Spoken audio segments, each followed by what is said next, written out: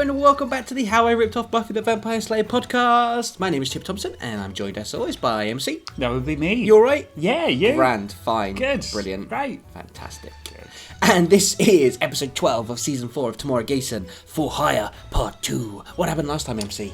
Well, the Tokyo Memorial Bed and Breakfast actually has guests somehow. It's weird how I've got used to that name now. Yeah. I'm not okay with that.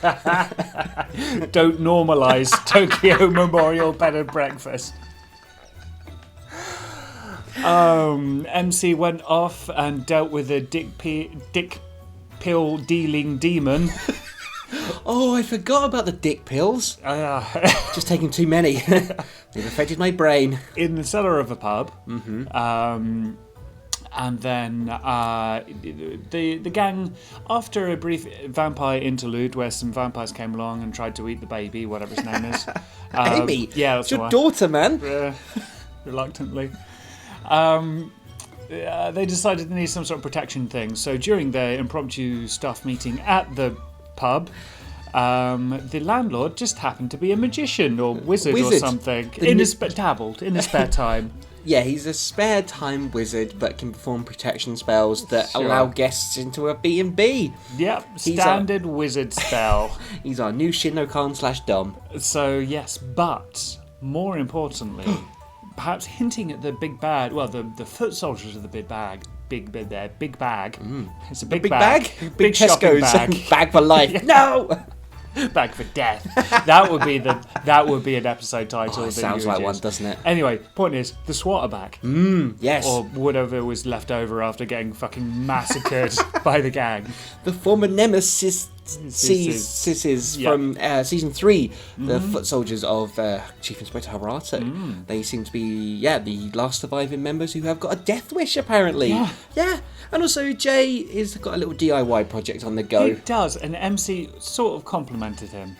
Yeah, as much as MC can do. Yeah. So that's nice for Jay with all his construction experience. So a lot happened last episode, really. It was a busy one. Yeah, there was a lot going on. None of it particularly makes any sense or was any good, but... For a change, Here we are. So let's find out what's going to happen then in part 2 of For Hire. Previously on Tomuarigassen. It's dead. MC said to the landlord on the way out. Perotin is dead. The landlord let out a huge sigh, like a big weight had been lifted from his ample shoulders. Thank you, he called out as MC left the pub. You know what you have to do, who the target is, one of the men asked. Yeah, don't go messing this up. We're paying you good money. The second replied. I think they look ready, Victor added. They are samurais, for Christ's sake. I'm sure they can handle one little ninja. We've been in training since our great defeat, one of the samurai said. We want our revenge against the Ku-Claw ninjas who beat us. By all means, have vengeance, Tanis spoke. But remember, we want the child alive. Bring it to us. Excuse me, mate. The landlord walked over to the gang. I couldn't help but overhear your little problem, and I think I might be able to help. My name's Terry, by the way. The top floor of the B&B's not doing anything, is it? There's a death trap up there. Right. Therefore, no guests will ever go up there, right? So, I want to build us a meeting room. Nothing fancy, just somewhere we can chat without holding anything back. Sure, Jay. MC said quickly. I think it's a great idea. The streets of London were quiet as the gang walked back to the bed and breakfast. Not like the notorious streets of war, then. Also, can you just leave? Shouldn't there be someone there all the time at a bed and breakfast? I admit, I'm not an expert. Neither am I. Bed and breakfasts. No, I guess so. Like, there's an old couple there at the moment, isn't there? Yeah. And it gets attacked all the time. So maybe they were just have at it. Yeah. Or maybe they thought if they weren't there, it's less likely to get attacked. That's very good reasoning. There we well go. Done. It was evening now, and the night had closed in quickly. Jay had been reminiscing all the way home about different things that had happened back in Tokyo. And what about that time Louise was kidnapped by that vampire cult and you were training me to be a ninja? Jay went on. What a thing to bring up. Remember that time my friend got kidnapped? Remember when you were sucked into a pirate world? Louise said, trying anything to shut him up. I think bringing up one of his biggest traumas is... I mean, he literally brought up the time that she was kidnapped by vampires that are going to eat her. Why are they friends? They're not. MC smiled a little. While Jay's ramblings were painfully annoying, he liked thinking back to Tokyo. Everything seemed so simple. Even though he had had his master killed, fought off 2 ninjas who betrayed him, and killed his master, then had to battle his best friend to the death to save the world and face a nightly ritual of death, mayhem and destruction, he could understand what Jay meant by home. That's the way it's phrased. Even though he had had his master killed, so it sounds like he ordered somebody, took out a hit on Shinokan. That would be an interesting twist. Yeah. Yeah, it fought off 2 ninjas who betrayed him. I mean, technically 3, but then had killed his master, which is the same master he had killed before. Yeah. Then He's going through a lot of masters. Yeah, and then battled his best friend to death, which isn't kind of to the death, which isn't really what happened. Yeah, that's true. Yeah, this paragraph was written by someone who'd skim read it at some point. He didn't like to think of incidents since they had come to England. In fact, he never thought about them at all. What, is this the instance of things that have happened whilst they've been in England? Or does he mean like Tifa's death? Yeah? This is a confusing paragraph. Then something caught his attention. It was the slightest of movements just behind them, but it felt familiar and dangerous. Shut up for a second, MC said to Jay. He fell silent quickly, knowing what his ninja friend was up to as he stood perfectly still and looked around him. Always using those ninja senses, MC. What is it? Gav asked, getting tense. We're surrounded, MC replied. As the gang looked around them, they saw 4 men, dressed all in black, swinging a series of blunt weapons. Who do we think this is, MC? Some muggers. They attacked quickly. MC only had enough time to give Amy's pushchair to Louise before being knocked down after a blow to the head. Gav approached his attack cautiously, trying to block a few moves, but the assailant was too quick for him, connecting with a double blow to the chin. Is this the bit where the gang get beaten up by the new baddies and they're all seem really badass, but then in subsequent episodes it's like they just get really, really weak and Jay is just beating them up with a twig? I do kind of hate that continuity of there's some vampires that fucking Xander can just fight with and stuff like that, but apparently they're not strong enough. Mm-hmm. But, then you'll get someone like Spike who is super strong somehow. Well, even just these specific guys like the S.W.A.T. I mean, the vampires vary in power a bit, right? Yeah. Depending on how old they are. But S.W.A.T, I don't know. Maybe they've spent the last year training. Yeah, true. And we know what a year's training can do, MC. Oh my god, they're all ninjas. Deadly. They're SWAT, they're samurai ninjas. Would they fight themselves? Because the they samurai... just explode, like matter and antimatter? Get to exactly 12 months and they can just hear ticking inside them. Oh no. Jay swung and missed and was pushed to the ground. MC nipped up, blocked a swing of the stick from the attacker and pulled it away, taking the weapon for himself. He moved it in the air before bringing it down low and taking his attacker's legs out from underneath him. Louise moved forwards and kicked one of the attackers in the groin from behind as he stalked Jay. Oh no, no more stalkers. Chip. Was this Chip? Yeah. MC followed up by wielding the stick like a cricket bat and sending the assailant flying. Very English of him. Blimey. I don't think they have got good at fighting now. Just knocked him flying across London like a cricket ball.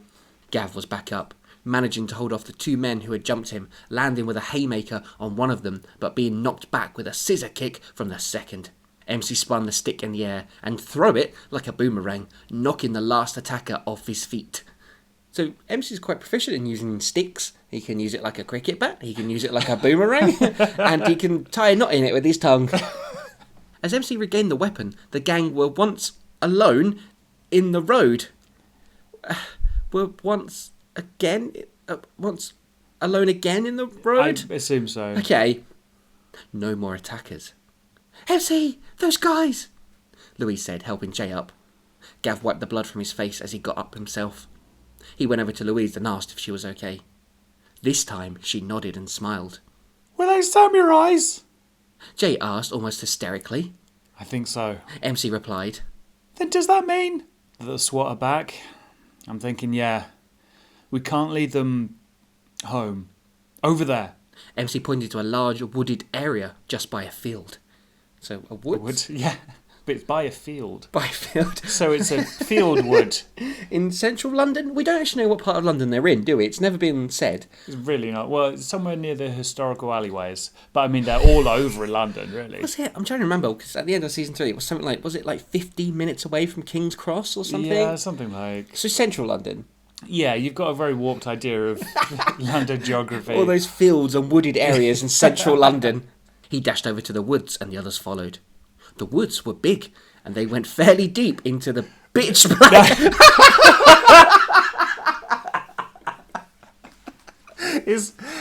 In fact, the first bit says the woods was big and they went fairly deep into the bitch black. It's nice for the gang not to be attacked in the B&B, just on the streets this time, yeah. And apparently they're just really easy to find. Yeah, apparently. Like, do the SWAT have some sort of ninja tracker or something? Yeah, that's a good question. How do they... No, have they just got people... They must have people watching the B&B and they trailed them to the pub. Yeah, and then he attacked them after. Because they were hoping they'd be drunk. Yeah, or maybe the December form, maybe they've got some sort of tracking thing, because there was a bit where they were watching Jay and Louise in the B&B and That's very Steve. true. There we go, we solved it, MC. Well done. 2 attacks in one night. This is more than coincidence. MC said, pulling out his Zippo lighter. Was he going to have a cigarette? Was he going to burn the woods down? We can't stay here! Gav moaned. It's too enclosed! They'll find us easily! I mean, they found you pretty easily anyway. They might find us, but they won't attack. Samurais like big open areas. This sort of place is much more suited to a ninja. We're going to sit here for a while, give them a chance to get bored, and for us to figure out what we're going to do. I was like, God, I haven't come out of the bitch black woods yet. I'd give Bored. up. I can't go in there. Samurais can't go in there. We don't like trees. It's too scary and dark. Samurais are claustrophobic. MC, what does this mean? Louise asked. He shrugged in reply. Hey Jay, He said, this reminds me of the time me and Chip fought a big genetically enhanced monster. oh, the one that can be killed with weapons. Ah, Oh, good times. what simpler times. In a weird way, yes. Yeah. It really was, wasn't it? It was much easier to explain a monster that couldn't be killed with weapons than why Chip is a stalker. I've had sex with lots of different and famous women. This isn't part of the podcast. MC's just having a bit of a confession. Often with multiple women in the same bed.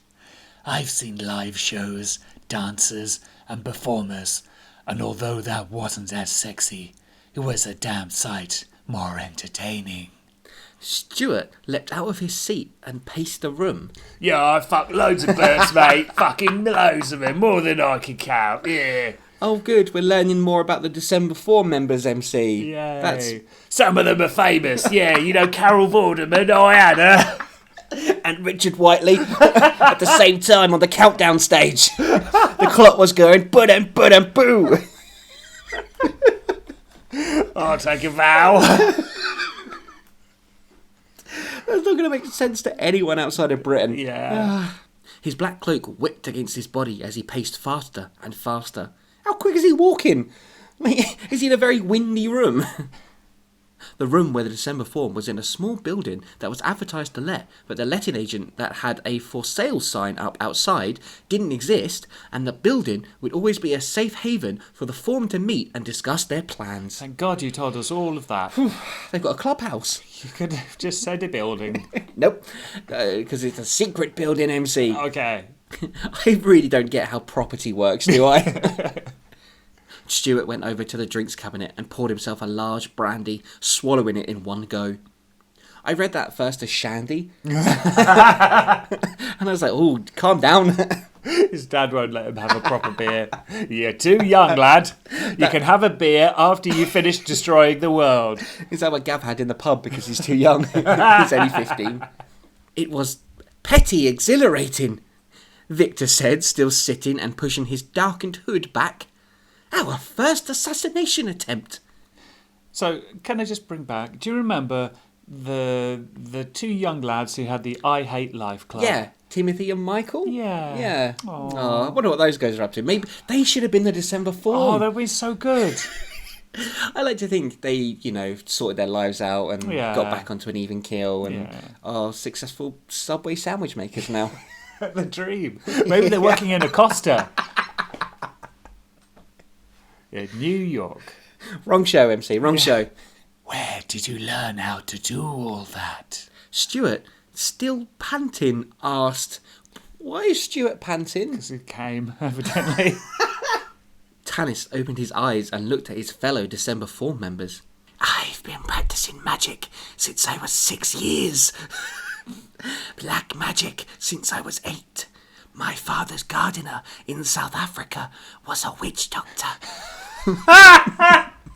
What is with all these fucking magic people moonlighting as really mundane jobs? There's the pub landlord, who's also a wizard, and we've got a gardener who's also a witch doctor. It's like kind of mid-90s wrestling where every wrestler had a job as well. Right. There was like a binman, a car racer, a funeral director. Like it's kind of got that crossover sort of thing going. My father's gardener in South Africa was a witch doctor, and he saw potential in me. What is mine and yours future? What? What?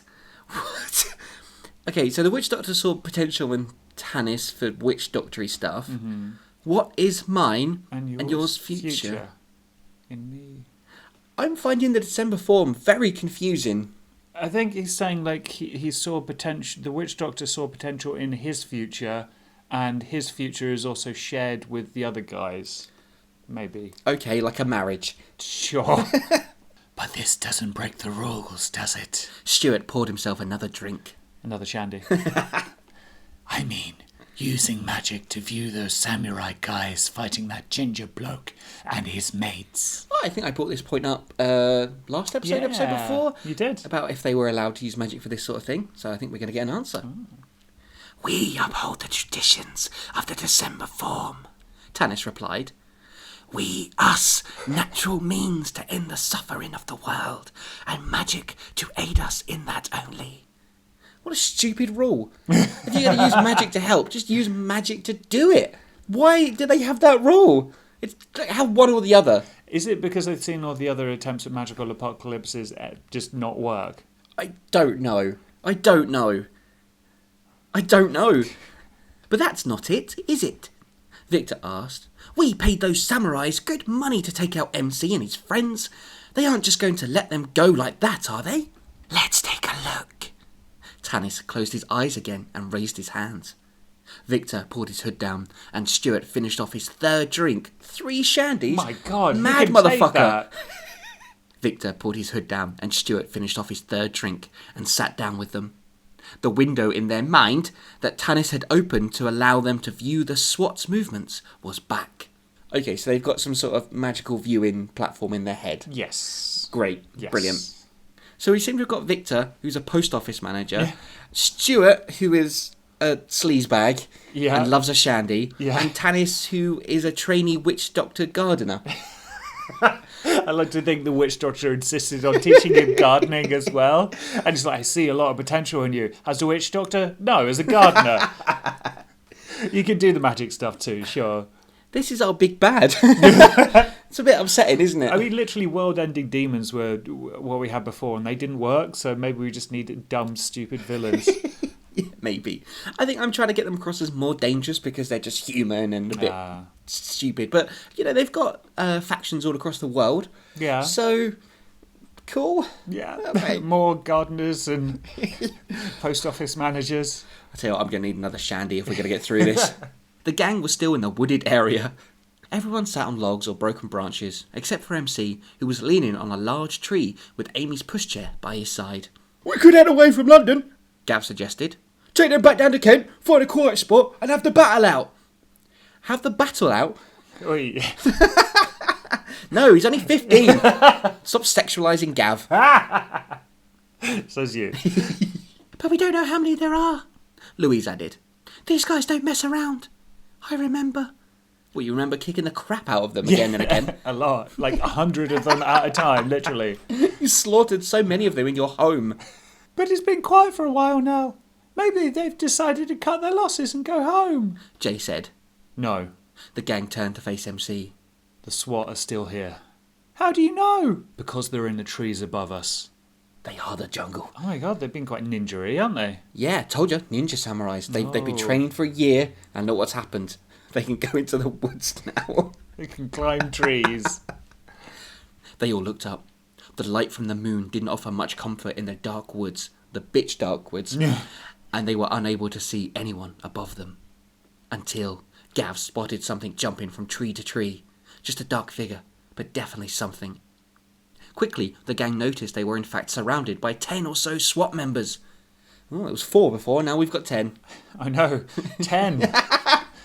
They might cause a bruise. Literally a tenth of the amount that they killed before. Twice, in fact. I'm sure there were 2 lots of 100 that they fucking massacred. You want us? MC yelled. Then I've got a proposal for you. A proposal? A voice from the trees said. Your attack took us by surprise. We thought you were a disbanded group, but now it appears to be otherwise. You want revenge for them men of yours that we killed? Then how about we do this properly, ninja to samurai? Tomorrow night, we'll end this. Once and for all. Why would the samurai, assuming they go along with this proposal, agree to this? Honour. Samurai honour. But then... It's stupid, yes. Yeah. Samurai honour. This is a very stupid premise. Like, they've gone into the woods to hide from the samurai who didn't care about the woods. And now they're like, yeah, but what about, like, tomorrow or something? Oh, come on, mate. Lend us a tenner. Yeah, it's payday tomorrow. Yeah, I'll pay you back. There was silence amongst the men above them for a few minutes, until Robert, the leading SWAT team member, replied, We accept your terms. Tomorrow night, our long history will end. As quick as they had arrived, the samurais were gone. Are you sure about this, MC? Louise asked. Yeah, man. There's got to be a better plan than fight. And anyway, I thought you said they wouldn't come in here. Jay added. They've obviously been training. I told you they had a whole year to train, and now they could go into the woods. They went in a step at a time. It's scary in here. What if there are bears? It's pitch black. I stepped in a puddle. I forgot my picnic. I need a wee and there aren't any toilets. Do you ever feel like the samurais get less and less threatening? They've obviously been training. And I know what I'm doing. You just have to trust me. You sure we can after the last few months? Gav wanted to know. MC knew he had a fair point. He shouldn't expect his friends to trust him after he had lied to them. But he also knew he was the only one who could get them out of this and save lives. I'm very confused about what's happening, to be honest. This is all very bad, isn't it? It's all really... At least it's bad in a trad Tomuarigassen, That's true. badly written, stupidly thought out, shit characters kind of way. It's quite reassuring. Yeah, it is, isn't it? The room was 16 foot by 18 foot, and the floor was made of rotten and broken planks of wood. There was a funny smell throughout the top floor, one that stunk of mouldy water, and like a big rat had died in a puddle of its own vomit and urine. Wow, that's specific. That very particular smell, you know? Yeah, what was your childhood like? Very different from yours. Jay had been up since 6 that morning, moving old boxes and broken furniture out of the room and into the one next door. He tucked his measuring tape back into his jean pocket and wrote down the measurements of the room. It would need a lot of work in a short amount of time to be the room he had talked about with MC last night, but he had to be confident that he could do it. How's it going? MC appeared at the doorway. Get in there. Jay scanned the room. It'll be finished in time. In time? Short time, long time, Time. no time, a time? MC nodded and left Jay to continue his work. Well, I'm glad we just had a little cut back to that. Yeah. Brilliant. That was This is the most important part of this whole episode, Jay's DIY project. really going to drive the narrative forward. The banging and sawing from upstairs could be heard in the lobby downstairs and was beginning to give Louise a headache. The guest had asked about the racket, and Louise had explained to them that there were builders in on the top floor, completing more rooms for the bed and breakfast. Because they need them now they've got 2 guests. Because isn't it like 10 floors or something already? Something ridiculous. MC and Gav walked into the reception area and signalled for Louise to join them in the front garden. It was here that MC explained what was going to happen in just a few short hours. Wait, did MC actually give a time and a place to the samurais? Maybe you just assume... Did you say tomorrow night, possibly? I think maybe, but not at sort of like 7 o'clock, 8:08 p.m. Or samurais always attack at 9:30. Because do we've they? got to get back for... This SWAT team is unknown, MC. Oh They've my had God, a year you're right. training. They go into the woods and all this crazy shit now. It was here that MC explained what was going to happen in just a few short hours, when the sun would go down and they would meet the SWAT team once again. Me and Gav are going to go meet the SWAT in a secure location where no one will be around to get hurt. MC started. How can you be sure they'll find us? Gav asked. Thank you, Gav. You might be 15 years old, but at least you're smart. Trust me, they will.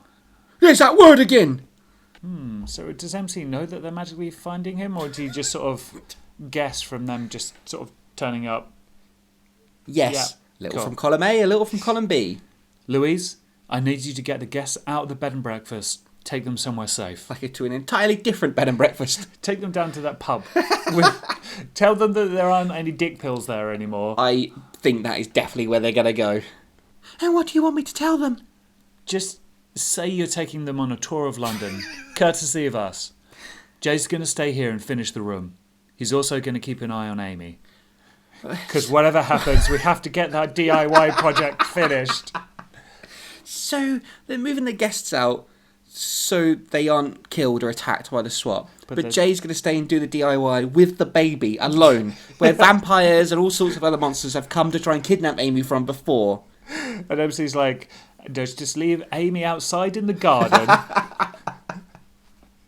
with the door unlocked and open. It'll be fine. Maybe MC's got a really good plan and he'll surprise us all by the end of the episode. Do they have the protection spell up otherwise? Up yet? I don't know.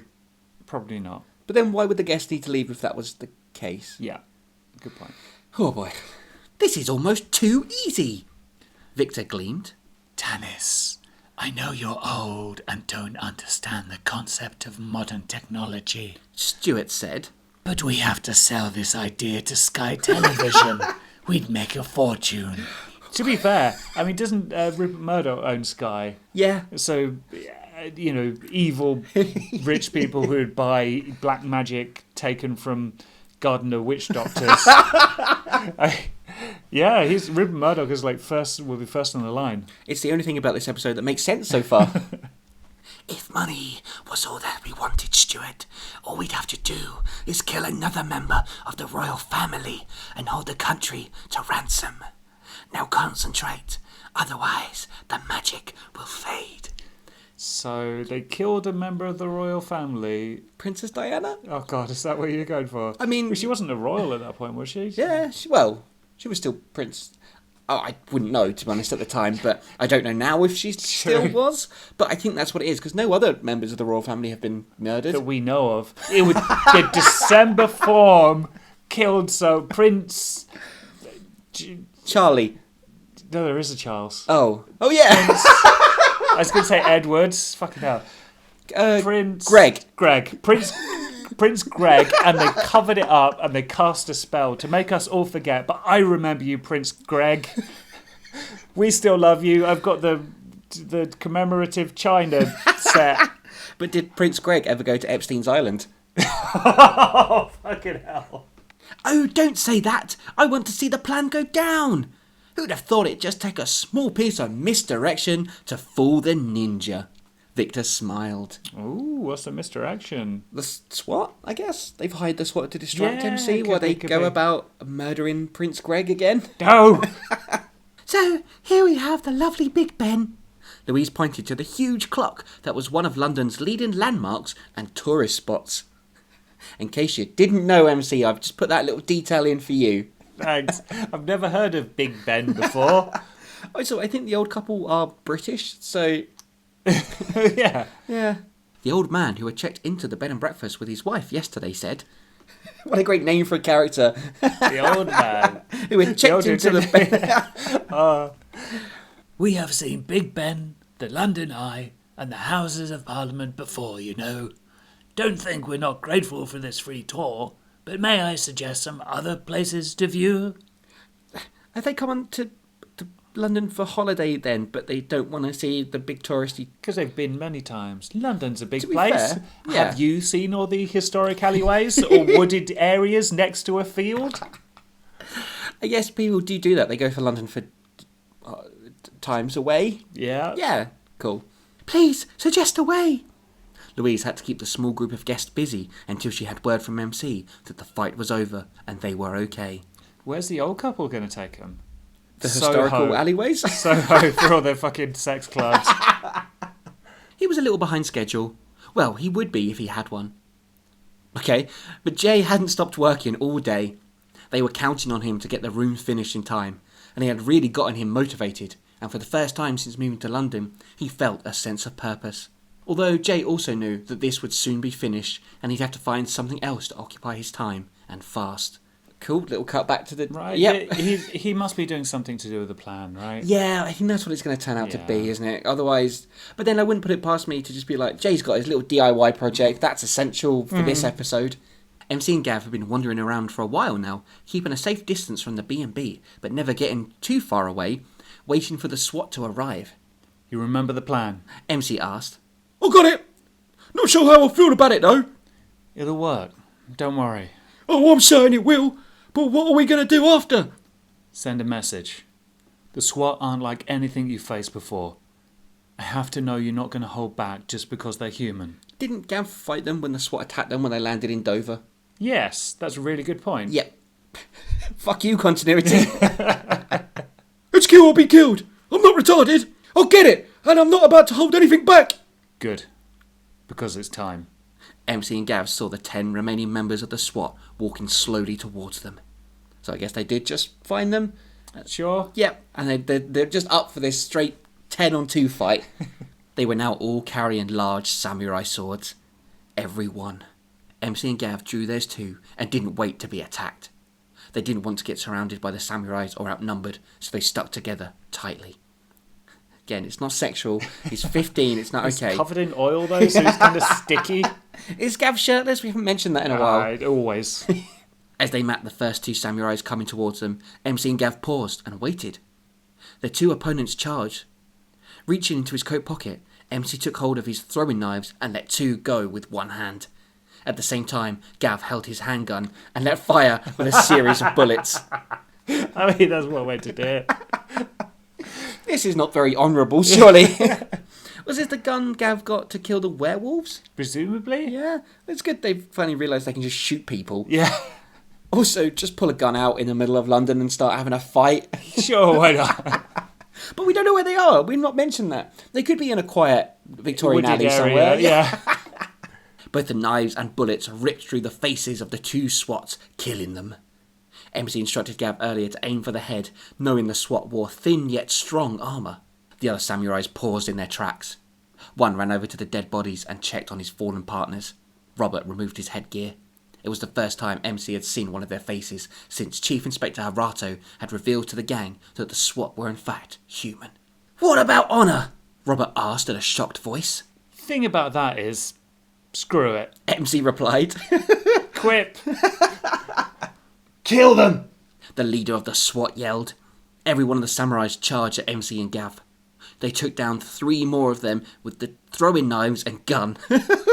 So Robert, the leader of the SWAT, has just been like, just charge them. They've only got throwing shooty things, it'll be fine. MC used his last knife to stab the samurai that reached him first in the throat and threw it at another, killing him. Before Gav had the chance to change his clip on the gun, a SWAT rugby tackled him to the ground. The two struggled on the ground for a while before regaining their feet.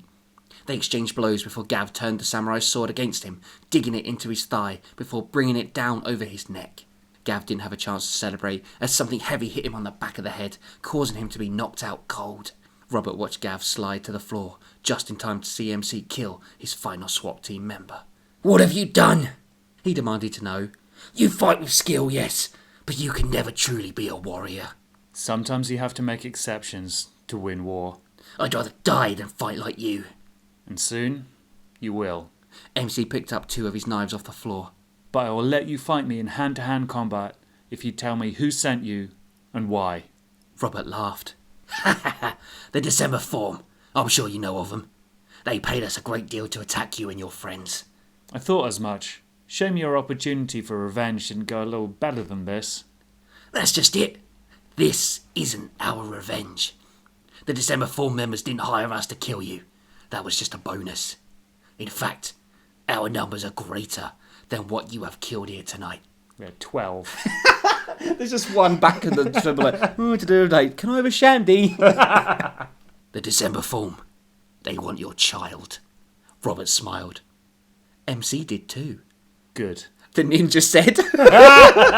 Obviously, he's got some plan, blah, blah, blah. But for a moment, let's pretend he's just like, fucking hell, finally. Hate being a dad. But he does, though. He hates being it. He doesn't love his child. He doesn't hate it like you do. But, God, you're rubbing off on me. Jay sat back in the corner of the room and leant down to Amy. All finished, he said to her. The words had just come out of his mouth when a huge number of the SWAT team burst into the room. They came through the thin walls, from the ceiling, and through the front door. They swamped the room and stood in front of Jay. He held up his hands as if to surrender. That's when he revealed something in his hand. Going down! Jay smiled and pushed the button. Oh, Jay gets a quip as well. Hey! It exploded the large piece of timber that was holding the foundations of the majority of the room, causing it to collapse, along with the SWAT. They fell into the abandoned stone garden that was at the back of the B&B's garden, which was some 50-foot drop at least. What the fuck is the architecture of this building? This 50-foot tall B&B with a room that's directly over a garden? I guess it was like a reaching out part, like there was nothing underneath it. Yeah. Do buildings work that way? Yeah. They were buried under rock and wood. Jay stood in the small corner of the room that he hadn't altered and looked down, making sure to keep his balance.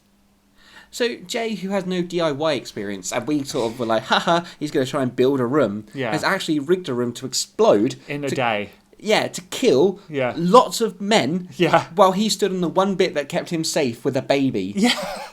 I feel like that was a bit of a risk as far as plans go. Hey, who's being mean to Jay now? I'm being mean to myself. And also, like, an explosion has gone off in central London. Yeah. Loads of men have been The killed. police will be distracted by all the gunfire, I think. How are they going to explain this one away, apart from all the other murders and attacks that have happened at the B&B? Just go to the police like it happened again. I'd be like, oh yeah, okay, yeah. They're going to phone up their contact at the morgue and be like, okay, we've got a busy one for you, George. Robert drew a smaller sword from his belt and held it in front of him. MC waited for the anticipated attack. Only it didn't come. The SWAT leader turned the sword on himself and went to plunge it into his stomach. It's going to do a chip. Moving as quickly as only a ninja could, MC grabbed Robert's hand, just managing to keep the blade away from his belly. Tell me what I need to know, like where the December form are, and I'll let you have this honourable death you desire. There's a building. It looks like an office block to let, but the windows are all boarded up, and there's only one entrance and exit. Underneath. Throw a secret walkway. You have to throw a secret walkway to get there, to chuck it. Sounds like a building Jay built. How do I get to this walkway? You need special clearance from a member. One of the members, he's a warlock, good with magic. I think you mean witch doctor, actually, Robert. Is a warlock like a mix of a witch doctor and a gardener? It is now.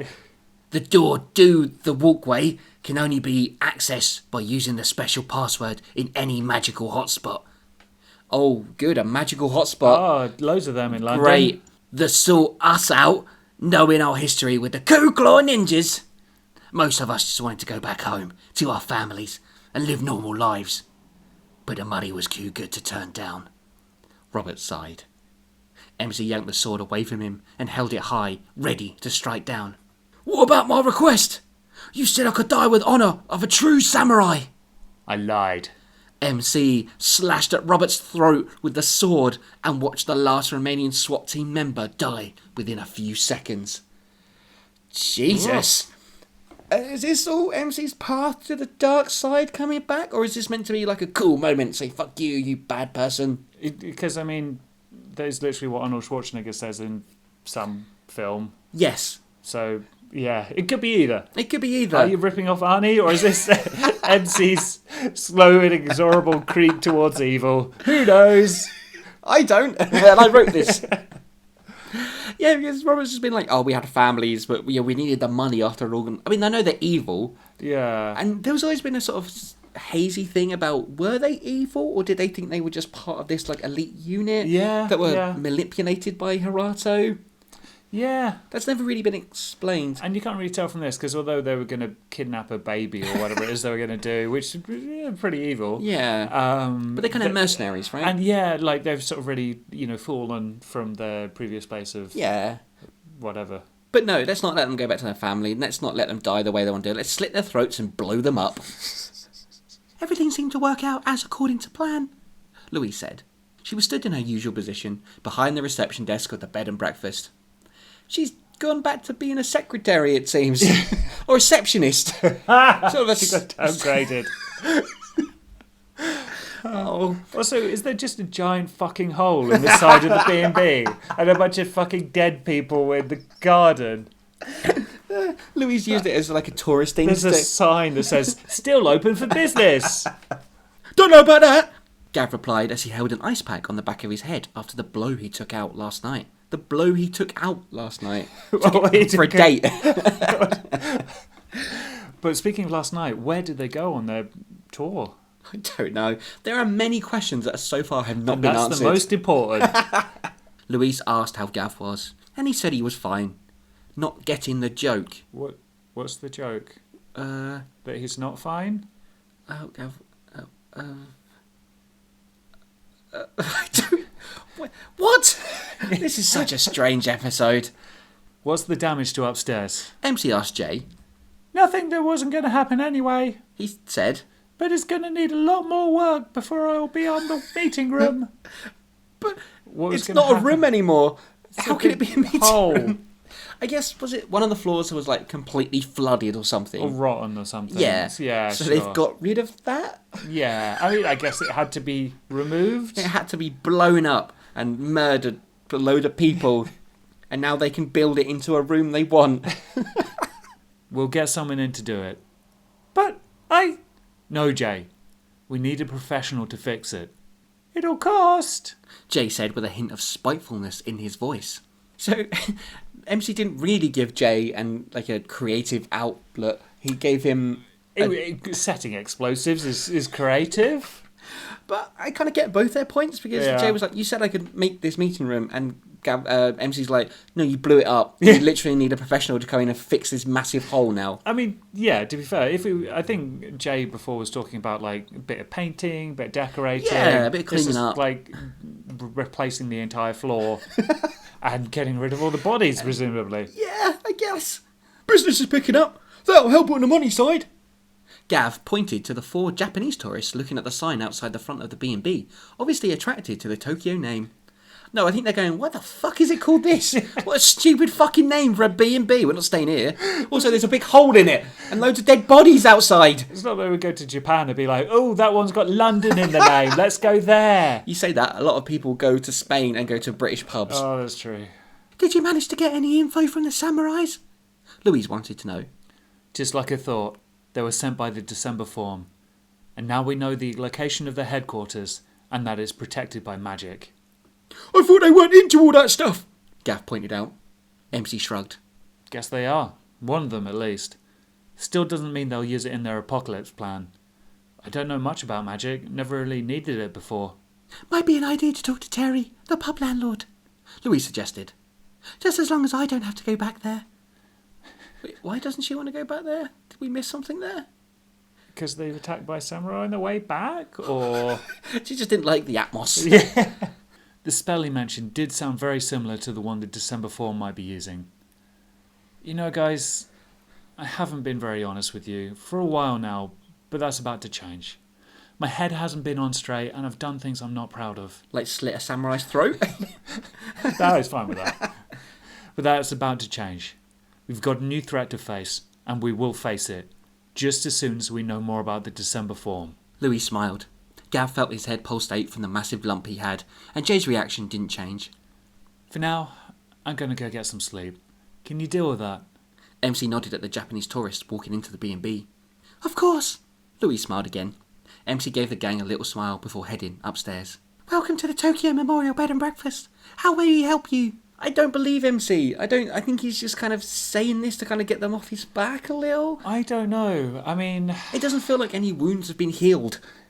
Was the encounter with the SWAT enough to sort of change him, or... But why? Because he just slit their throats and killed them and blew up part of this building. I don't understand!